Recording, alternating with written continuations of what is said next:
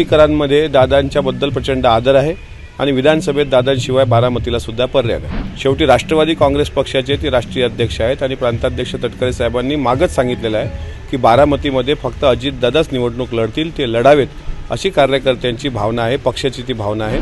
त्याला राग म्हणता येणार नाही, ती खंत आहे की एवढ्या मोठ्या प्रमाणात आपण कामं करतो जनतेची, पण मग ज्यावेळेस खरी संधी येते जनतेतून निवडून येण्यासंदर्भात त्यावेळेस जनतेने जे अपेक्षेने लोकसभेला मतदान करायला पाहिजे होतं ते झालं नाही। शादीखाना जो बांधला गेला आहे आज याला बारामतीला, तसा शादीखाना पुणे जिल्ह्यातही कुठं नाही, मात्र मुस्लिम बांधवांची मतच भेटली नाहीत।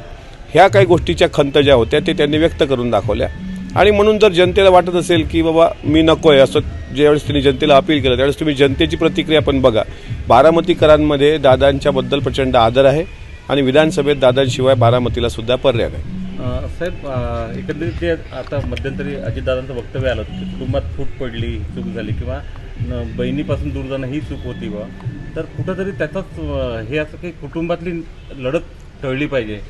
दादा अत्यंत प्रामाणिकपणे बोलणारे आहेत। काल अहेरीला धर्मराव बाबा आत्राम यांच्या मतदारसंघात ज्यावेळेस ते जनसन्मान यात्रेच्या निमित्तानं आले होते त्यावेळेस धर्मराव बाबांच्या विरुद्ध त्यांची कन्या भाग्यश्री आत्राम हे तुतारी गटाकडून निवडणूक लढतील असं ज्यावेळेस धर्मराव बाबांनी सांगितलं त्यावेळेस त्यांना उत्तर देताना त्यांनी कुटुंबाचा दाखला दिला।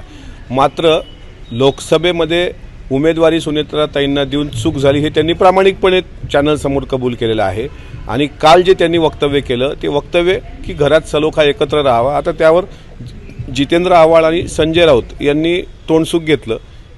संजय राऊतांना तुम्हाला माहीत आहे अत्यंत राजकारणातला अत्यंत रिकामटेकडा माणूस आहे, त्याच्यामुळे सकाळी उठल्यानंतर मीडियात काहीतरी बोलून प्रसिद्धी द्यावी आणि म्हणून अजितदादावर सातत्यानं ते टीका करतात। दादांनी जे सांगितलं ते एक कौटुंबिक भावनेतून, कारण भाग्यश्री आत्राम हे त्यांच्या मुलीच्या बरोबरीचे आहेत, त्यामुळे कौटुंबिक तो एक सल्ला होता, त्याचा वेगळा अन्वयार्थ घेण्याची काही आवश्यकता नाही। एक लक्षात घ्या, इतक्या मोठ्या योजना 1990 ते 2024 इतके वर्ष सातत्यानं त्यांनी बारामती विधानसभेचं नेतृत्व केलेलं आहे।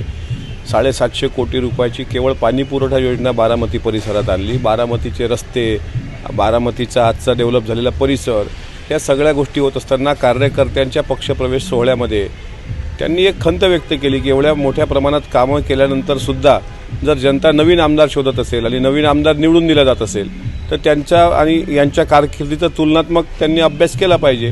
त्यावेळेस तुम्ही जनतेची प्रतिक्रिया बघितली असेल, त्यांचं म्हणणं आहे की नाही दादा तुम्हीच लढलं पाहिजे। शेवटी राष्ट्रवादी काँग्रेस पक्षाचे ते राष्ट्रीय अध्यक्ष आहेत आणि प्रांताध्यक्ष तटकरे साहेबांनी मागच सांगितलेलं आहे की बारामतीमध्ये फक्त अजितदादाच निवडणूक लढतील, ते लढावेत अशी कार्यकर्त्यांची भावना आहे, पक्षाची ती भावना आहे। त्याच्यामुळे इतक्या वर्ष काम केलेल्या व्यक्ती ज्यावेळेस लोकसभेमध्ये जनता साथ देत नाही त्यावेळेस ती एक खंत आज दादांनी व्यक्त करून दाखवली। याचा अर्थ दादा निवडणूक लढणार नाहीत असा होत नाही। महाराष्ट्रातील सर्व बातम्यांचे विश्वासार्ह व्यासपीठ, सकाळच्या सर्व सोशल मीडिया प्लॅटफॉर्मला लाईक, फॉलो आणि सबस्क्राईब करा। तसंच सर्व नोटिफिकेशनसाठी बेल आयकॉन प्रेस करायला विसरू नका।